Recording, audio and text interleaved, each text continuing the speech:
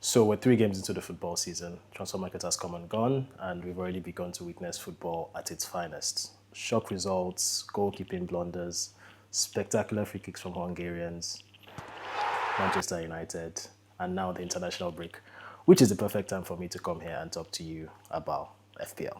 The main point of this video will be for me to discuss or point out key players in each position that you should be targeting on a wildcard. Now that the transfer window is over, I know many managers are looking at reshuffling their teams and obviously chase rank. By the end of this video, I should have given you at least 5 players in each position that you should definitely be targeting. But before I start naming these players, I would like us to first delve into some key FPL issues / dilemmas. Starting with the most important one, which is to Haaland or to Salah. At first, this looks like a simple choice between 2 players, but your decision here is going to affect the general outlook of your team simply because of how expensive these 2 players are. I would say that from an economic point of view, I don't think it makes sense to own 2 players simply because spending 30% of your budget on just 2 players is quite ridiculous when you consider the fact that you need to buy 13 more players with the remaining 70%. I would say you need to consider owning just 1, or like in my case, don't even own any of them. It gives you enough funds to spread across the board and get as much value as you can. But if I were to pick any one of these players, it would definitely be Erling Haaland. Again, mainly because of the eye test. Having watched Haaland as a non-owner, every single time I've watched him, at the end of the games, I'm thinking, you know what, I got lucky here because he's looked really good on the eye test. He misses a lot of chances. He gets a lot of chances. He hasn't even got a penalty yet. Salah, on the other hand, I watched each game and at the end, I'm like, Salah owners actually got lucky here because maybe he didn't deserve those points. I would say if I were to pick one, which you should definitely be considering, it has to be Erling Haaland. I'll also be spending the next 2 game weeks trying to decipher what the plan is with Liverpool, especially now that they've signed this up. So for the sake of this video, I probably wouldn't be mentioning any Liverpool players because I don't know what the plan is. I don't know what to recommend. I don't know who plays and who doesn't, and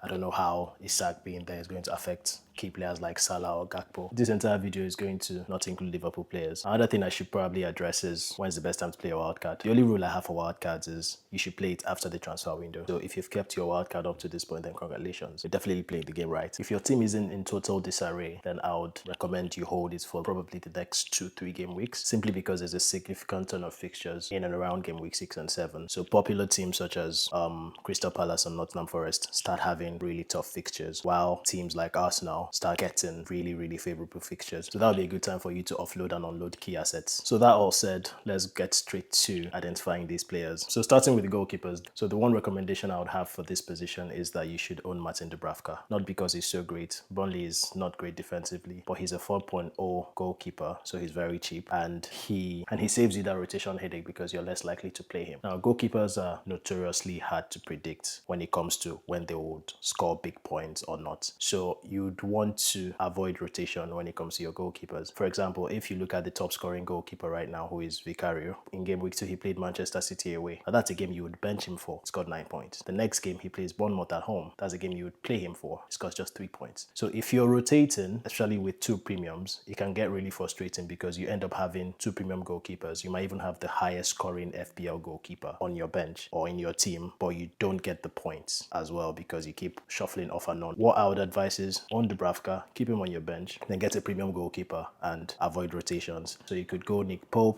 David Raya, Arsenal have the best defense in the league, so that's a good shout. Vicario himself, Marcel's. It doesn't really matter as long as you're not overly rotating it. So we jump straight into the defenders now. Before I start talking about defenders, I feel like it's important to let you all know that over the last 3 game weeks, the top scoring players in each game week have been defenders. Also, 4 of the 5 top scoring players currently in FPL are also defenders. Football has evolved a lot. There's fullbacks inverting, then now the introduction of DEFCON points. It means that there's a lot of value in defenders this year. So I would definitely recommend you take your defensive picks a lot more seriously and potentially even go from the traditional 3 at the back to maybe 4 or 5 defenders because there's a lot of value in defenders right now, potentially even more than midfielders. For my top 5 targets defensively, I would go Daniel Munoz, Ricardo Calafiori, Marco Senesi, Pedro Porro, and Marco Corella. Special mention to Dan Burn and Aitnuri, but I'll explain why they didn't make the cut. So just provide some context to a player like Daniel Munoz and why he's up there as the top target for me is in his first game, he got clean sheet points. In his second game, he got attacking returns with an assist. And in his last game, he got defensive contribution points. So this guy has shown that he can get points from anywhere. He's versatile, and that's exactly what you need in your defender. It doesn't really matter if he concedes. He can still score you points. Plays so advanced. For me, he's just up there as such such an important asset to have in your team. He's such a set and forget player, so I would definitely recommend. With players like Calafiori, the decision kind of makes itself when it comes to the fact that Arsenal have such a great defense. But I've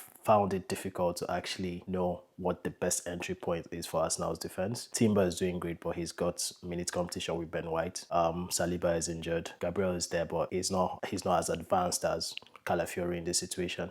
I do worry a bit about Calafiori's minutes because I must warn you, he's only played the full 90 once this season, but he's already got 2 assists, goal. He's very advanced, and him being hooked or subbed early might actually work in your favor because it means that those clean sheet points get locked in, even if the team ends up conceding. So I would definitely be looking at Calafiori as my entry into Arsenal's defense. The rest of the team picks itself. You've got Porro, Cucurella, you've got Senesi, who is so cheap, and in the past 3 games he's gotten those DEFCON points, so he's a DEFCON monster. So special mention to Dan Burn simply because Newcastle have such great fixtures and their defense is great, and he's also a DEFCON monster. And Nuri, who is currently in my team, but we all picked him because of his reputation as a great FPL asset, as an attacking FPL asset. But this season, at least judging from the games I've watched, he's been pretty much tucked in as a 4th centre back in Pep's system. He's not getting those shots on target or crosses in the box. In this first game, he had 15 defensive contributions, so that should tell you everything you need to know about how he's set up. So Nuri is still a great option, but I was expecting a bit more attacking output or a bit more advanced position, so it worries me slightly, but he's still a solid pick. So heading straight to the midfielders, like I said, I'll not be mentioning any Liverpool players, so no Salah for me, unfortunately. So my 5 midfielders will be Semenyo, Bruno, Palmer, Rodgers, and Reinders. I feel like this pick is, you don't need to explain too much about this pick. Semenyo, Bournemouth have great, and quote me on this, they probably have some of the best fixtures up there with Tottenham and potentially Newcastle. And Semenyo, most importantly, has looked great on the eye test. Like when I watch him play, I'm thinking, because I don't own him, I'm thinking, bro, this could get bad, because gets into great positions, gets his own fair share of chances, misses a lot as well. So one day is going to all click and he might score 4 goals. So I'll definitely be going Semenyo. My general outlook on midfield is to steal back quality over like form, because we've got players performing right now like Declan Rice or Enzo, but I don't think that's sustainable. In the end, those top quality players that we know, those are the people that you want to own. So people like Rodgers, Aston Villa have great fixtures. You should definitely back him. He's going to come good. Reinders also looked really good in the first game. I know obviously the hype has come down, but he's a great value pick as a starting midfielder for Manchester City. Plays very advanced. The presence of Haaland even makes his game even better because everyone's focusing on marking Haaland, gives him the opportunity to crash into the box, get those goals. I feel like he's a solid pick. Same thing for Bruno, Palmer, all solid. So top 5 there, not too much question. Now for the forwards, not much explanation needed. Find who is scoring, select them. So my top 5 forwards are Erling Haaland, like I said, looks great on the eye test. He's also fixture proof, so you can just put him there and let him do his thing. Next on the list would definitely be Victor Gyökeres, especially if you're trying to get him in around game week 7, where like I've mentioned,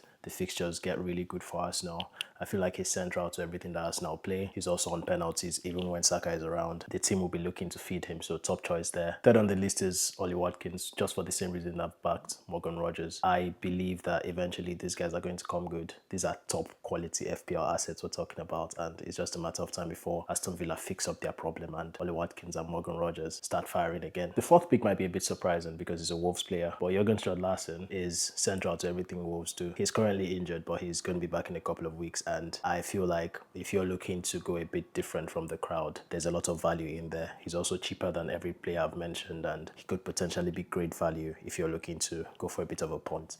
Joao Pedro is the last person I would consider, and I'm sure you think I'm crazy because that is FPL's top scoring striker and he's struggling to make my list of the forwards. I've always been kind of anti-Joao Pedro, and to be fair, he's proved me wrong, but my reservations are still there. I've watched him on the eye test very closely. I don't think he's great on the eye test. I feel like he has this Mo Salah effect where he gets points and you think that, no, he didn't deserve those.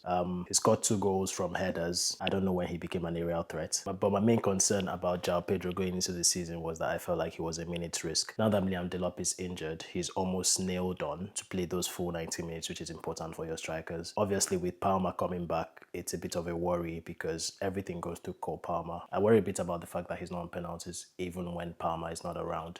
And obviously, Maresca is notorious for, shuffling his team around, especially with Europe in question. They've got some new signings in Garnacho and some exciting signings, and it always feels like if you're a Chelsea asset and you're not Palmer or Cucurella, then you're not nailed. So that's a bit of a worry. But right now, he's in red hot form.